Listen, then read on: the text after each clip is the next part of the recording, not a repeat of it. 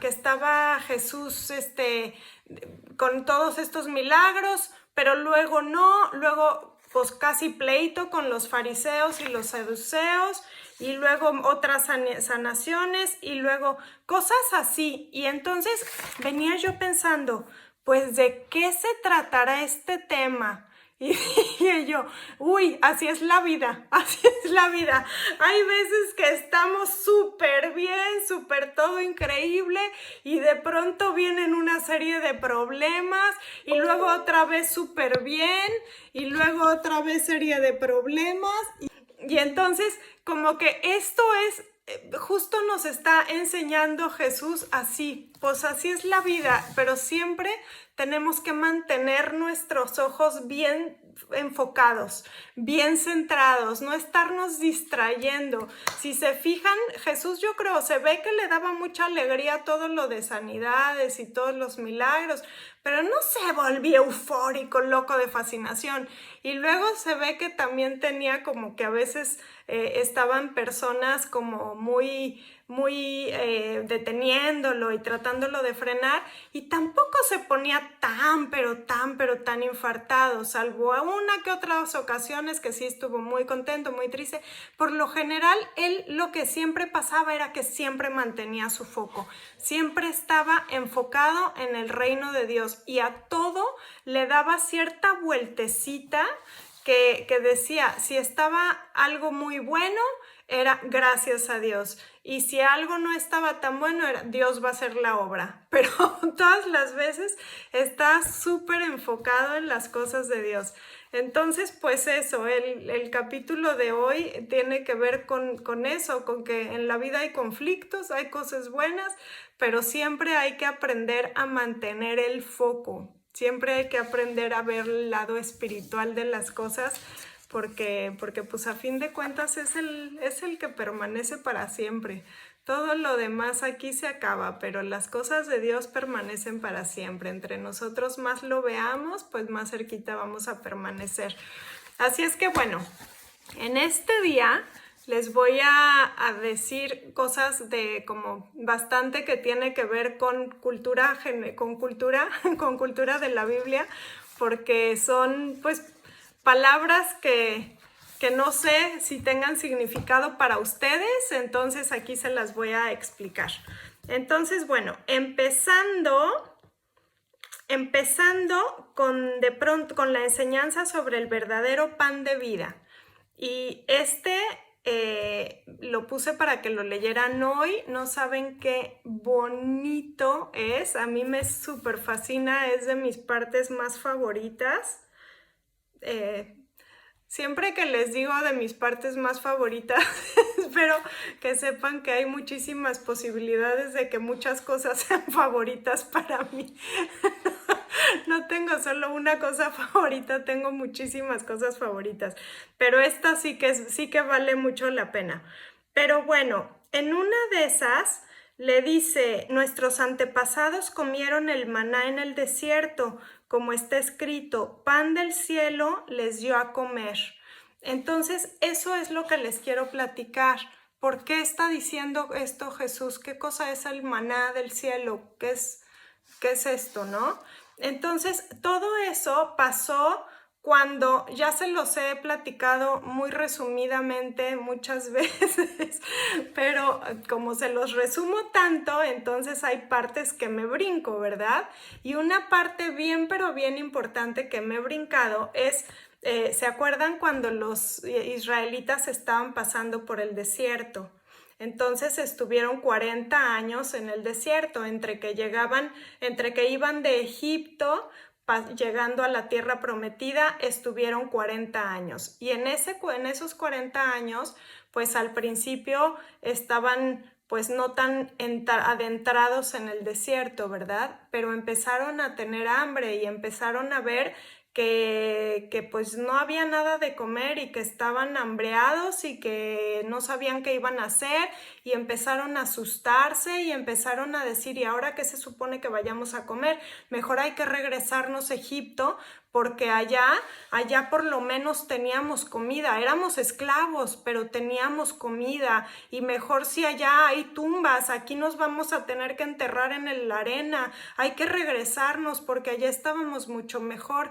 Y entonces Moisés les dice, no es necesario porque Dios va a suplir todas las cosas, Él nos ha prometido que nos va a llevar hasta el final, que nos va a llevar hasta la tierra prometida, y hay que confiar en Él. Y empezaron a decir, pero es que tenemos hambre, ¿qué vamos a hacer? Y entonces Dios les dijo, yo les voy a dar maná. No tenían ni la más remota idea que era maná. Entonces, pues nada, se fueron a dormir y dijo, mañana cuando se despierten, yo les voy a dar maná. Y todos, pues veremos qué es ese maná, ¿no? Y al otro día cuando se despertaron, salieron al desierto y así en la arena vieron esta cosa que no conocían, que se llama maná, y que eran como migajas de pan. La Biblia dice que eran como migajas de pan, que era como el rocío ya ven que el rocío se seca y se evapora. Bueno, pues el rocío cuando se evaporaba dejaba estas como migajas de pan, y dice que sabían a miel, más o menos. Entonces las tenían que recolectar cada día, se tenían que comer su propia provisión, no podían guardar, no podían coger para 5 días, por ejemplo, así una canastota y vamos a comer estos 5 días, no, se echaba a perder. Cada día tenían que ir a recolectar. Solo para los israelitas descansar el día sábado era sumamente importante. Entonces el viernes, ese día sí, cogían para 2 días y no se echaba a perder. Entonces así, ese era el maná. Y también otra de las cualidades es que el maná sanaba, no se enfermaban cuando se lo comían, estaban saludables, era un pan bastante sanador. Entonces ese era el maná.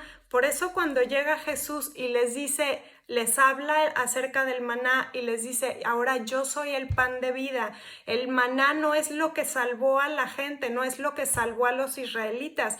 Lo que salvó a los israelitas fue Dios con su fuerza.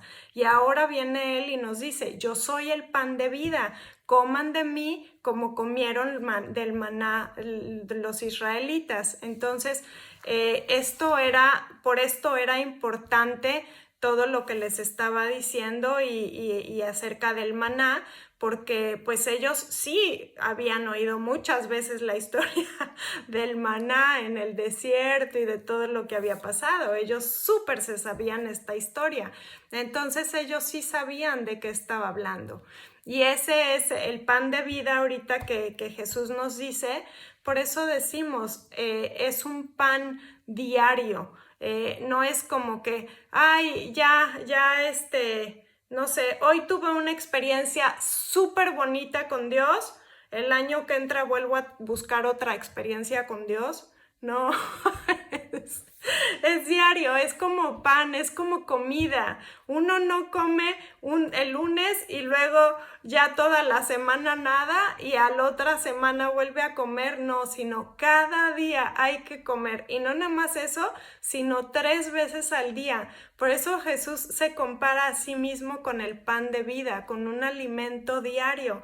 Porque es diario podemos buscar experiencias con Dios, diario podemos tener esa cercanía, esos encuentros, los debemos de buscar al menos todos los días. De eso se trata, de buscarlos todos los días. Así como buscamos alimentos, en muchas otras partes de la Biblia también dice que tengamos hambre y sed de Dios y de justicia. Entonces a eso se refiere, a que no nos cansemos de desear, de buscar, sino al contrario, ¿no? Así como no nos cansamos nadie de comer, igualito hay que seguir buscando las cosas de Dios. Pues eso era una cosa que les quería platicar, porque a lo mejor puede ser que no todas hubieran sabido. Otra cosa es que después empieza a hablar en la sección 77, eso se me hace que es para leer para el martes o para el miércoles, pero eso después de que empieza Jesús, él a decir que él es pan de vida y que todas estas cosas que como que empiezan a decir todas las personas que estaban alrededor de él, oye, pero ¿de qué habla? ¿Cómo de qué es pan de vida? O sea, nosotros conocemos a su mamá y a su papá y sabemos, él no llegó, porque en una de esas también dice, yo he venido del cielo. Y todas las personas dicen, ¿cuál del cielo? Pues si nosotros lo conocemos. Entonces empiezan como a decir, no, está diciendo cuentos chinos, no puede ser todo lo que está diciendo. Y empiezan a alejarse, y no nomás alejarse, sino a estar en contra de él. Entonces aquí dice que hay muchas personas que están como haciéndole preguntas incómodas, buscando alguna falla, ¿no? Y esas personas que lo están siguiendo o que lo están acosando, dice que son los fariseos, los saduceos, en otras partes dice que son los escribas, los maestros de la ley. Entonces ahorita les voy a explicar quiénes son todos estos señores. Bueno, pues como todas saben, Jesús era judío, él nació en el pueblo judío, ¿no? Entonces, dentro de los judíos, el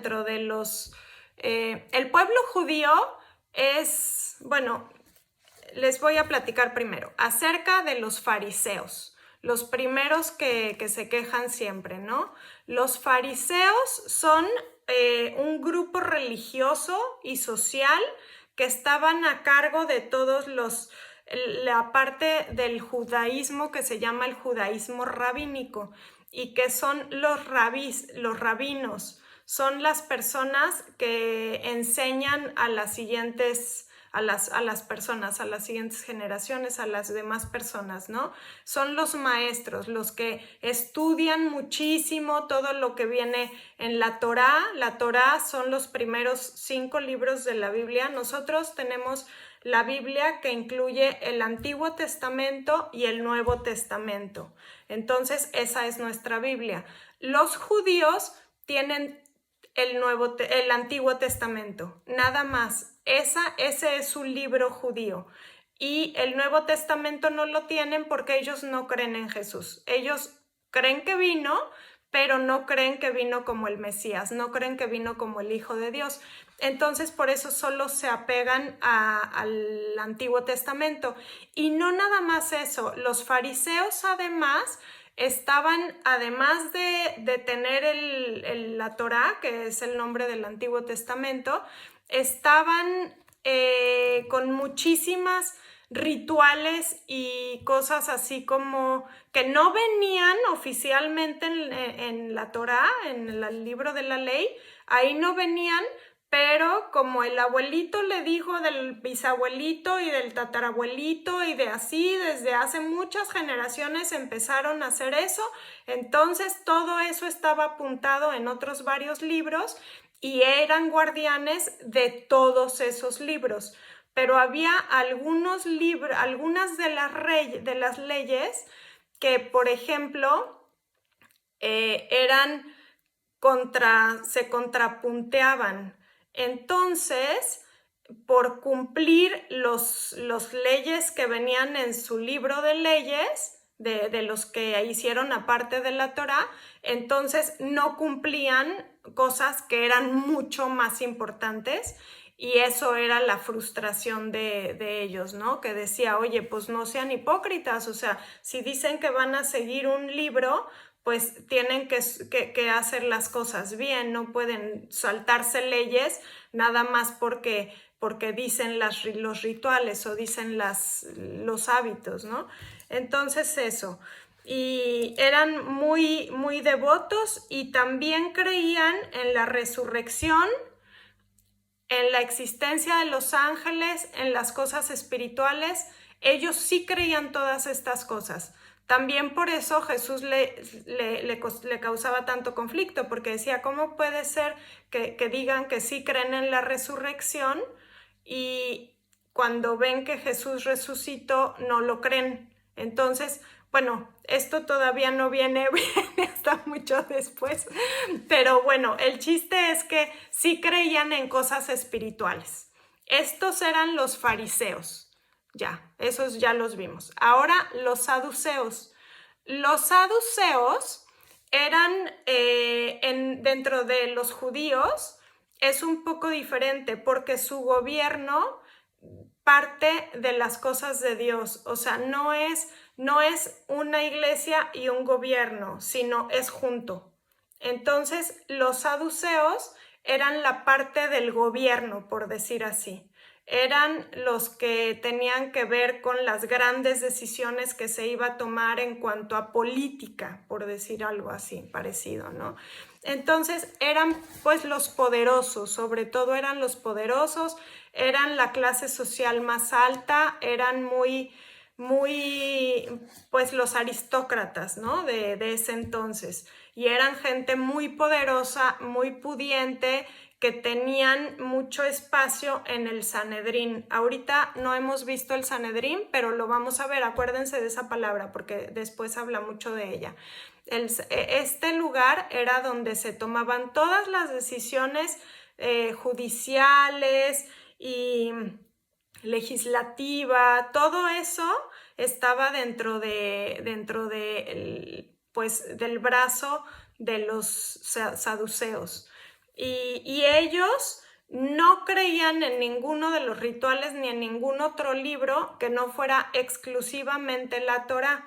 Así es que entre los fariseos y los saduceos tenían algunas cosas que sí se encontraban en puntos en común, como que los dos querían conservar todo su origen judío y la fuerza judía, pero estaban en contra en cuanto a que sobre todo no creían en todas estas enseñanzas de rituales y de cosas así, sino nada más en la Torá. Y también, y muy extraño, pero ellos no creían ni en la resurrección, ni en los ángeles, ni en las otras, ni en nada espiritual, pues. O sea, ellos pensaban que lo que hay es lo que es y ya, lo cual se me hace muy extraño, pero bueno, así era. Y luego también estaba dentro de la rama de los fariseos, perdón que no les dije esto, había como varios grados. Los más altos rangos eran los rabinos o los rabí, por eso a Jesús a veces le decían rabí. Cuando le decían rabí, la palabra literal es la traducción, es maestro. Y era como algo muy, pero muy, le estaban dando un título súper elevado, le estaban reconociendo como maestro de la ley, y eso ya nada más que le dijeran rabí, pues los fariseos decían, oye, no estudió eso, no se ha graduado de ninguna de nuestras universidades rabínicas, ¿no? ¿Por qué vienen y le dicen así? Ya no más eso, y vean todas las veces que alguien les dice rabí a Jesús. Entonces, eso, para empezar, los rabís o los rabinos eran los más importantes dentro de la rama de los fariseos. Después estaban los escribas, que esta es otra de las palabras que también les quería decir para que se acuerdan. Los escribas eran gente súper estudiosa, muy pero muy estudiosa, porque eran los que escribían precisamente. Se llaman en su lengua, como ellos se dicen, es sofer. Hay veces que lo van a ver en la Biblia, depende de las traducciones, como sofer o sofer, no me acuerdo cómo se dice el plural en este idioma, sofer, creo que es soferín o algo así, pero bueno, en otros son los escribas. Estos tenían que ser súper estudiosos porque la Torá en ese entonces no tenían imprenta. Entonces, todo lo que se tenía que hacer para tener nuevos escritos era a mano y tenían que hacerlo letra por letra, sin equivocarse ni una sola vez. Esto está súper impresionante porque lo hacían en unos pergaminos que eran nuevos, obviamente, y tenían un proceso no nada más el proceso típico de los pergaminos, sino un proceso como limpieza espiritual, así de que tenían que tener, no me acuerdo, pero, o sea, muchos grados de pureza, pues. Y luego, cada vez que escribían el nombre de Dios, tenían que usar una pluma nueva, y cada vez que escribían una palabra que otra palabra, tenían que lavar la pluma desde el principio, y así, y si se equivocaban una cosa, tenían que tirar el pergamino completo y volver a empezar. Entonces era gente súper dedicadísima, súper concienzuda y muy, pero muy estudiosa. Entonces eran súper celosos y súper dedicados, ¿no? Y conocidos, o sea, conocedores pero estrictamente de todo lo que estaban pues pasando a mano todo el día, imagínate. Ellos eran los escribas. Después seguían los líderes de la sinagoga, que eran pues los que cuidaban que todo estuviera en orden y así, y luego también eran los fieles observantes, los civiles, pero que eran comprometidos, muy comprometidos con su religión, ¿no? Que estaban ahí muy pendientes. Y esto yo se los quiero decir porque yo una vez fui ahí a Israel y siguen las personas, es impresionante de verlos porque traen sus ropas negras, sus sombreritos que están súper chistositos, traen unas camisetas especiales que las venden en todos los mercaditos, tienditas y tiendas grandes y en todas partes, que son como camisetas interiores, pero aquí tienen como doble y unos hoyitos. Y ahí van unos hilitos. Y a esos hilitos les hacen nuditos. Cada oración le hacen un nuevo nudito. Entonces todos los hombres traen esos pelitos que se llaman filacterias. Y esos traen esos pelitos colgando todo el tiempo. Y desde los niños de 3 años ya los traen. Ahí andan jugando fútbol con los pelitos estos bailándoles todo el tiempo. Y se ven súper tiernos y quiere decir que pasan tiempo en oración. Cada nudito es una oración y deben de tener sus reglas para que pues las oraciones se cumplan, ¿no? Entonces, quiere decir, pues para mí se me hizo lo más tierno, pero para ellos, para alguien que es realmente muy espiritual, dice, oye, el espíritu como que es solo con Dios. ¿Qué tienen que andar presumiendo cuántos nuditos le hiciste a tu cosita esa, no? Como que ¿por qué el show off de estar en oración o de estar en cosas así? Como que eso es secreto, tendría que ser una fuerza personal, no tendría que ser. Entonces, como ese tipo de cosas, pues. Pero también vimos cómo son, les digo que todos de negro con sus cairelitos así, y luego también mucho se ponen, son muy ritualosos. Se ponen unos como cajitas aquí, atadas así con una cinta, y se ponen así, y están orando. Y luego ves a las personas también en la calle, por ejemplo, nos tocó muchísimos señores que venían con sus ropas estas negras, con sus sombreritos y traían sus libritos, iban caminando en el parque literalmente leyendo, caminando leyendo por todas partes, no volteaban a otra parte, nada más iban leyendo. Y son súper, pero súper celosos. O sea, realmente a mí me llama la atención. Celosos me refiero a que guardan con mucho celo todas sus tradiciones, todas sus cosas. O sea, realmente les importa mucho permanecer con estas leyes y con todo esto. Entonces, bueno, pues esos son los fariseos, los saduceos. Entonces, acuérdense, los fariseos son los que están con lo de las tradiciones y son los que están con que sí creen en la resurrección, que sí creen en todo esto. Esto es muy importante, ya lo verán, a lo mejor ahorita, no tanto, ahorita solo están como muy en contra, pero después se van a poner mucho más, van a empezar a estar como cada vez más activos los fariseos. Sobre todo, aquí empiezan a estar activos los fariseos, pero después se van a poner súper activos y realmente van a empezar a hacerle la vida bien complicada a Jesús. Y entonces ellos son los fariseos. Y los saduceos por lo general no eran tan duro y a la cabeza, porque ellos tenían como más, les importaba más otras cosas, creo, como el gobierno y cosas así. Mientras Jesús no se metiera en cosas de gobierno, cosa que no hacía, entonces ellos estaban tranquilos. Entonces, y los saduceos, algo importante de saber es que no creían en cosas así. Entonces, muchas veces le venían y le preguntaban cosas a Jesús acerca de eso y era como para ponerlo muy en contra, básicamente, como para ponerle un 4, pues. Eso es otra de las cosas que les quería enseñar. Otra de las cosas que les quería enseñar, y yo creo que ya la última, es que en otra parte, que no lo apunté en cuál, pero en alguna otra parte dice, solo les voy a dar la señal de Jonás.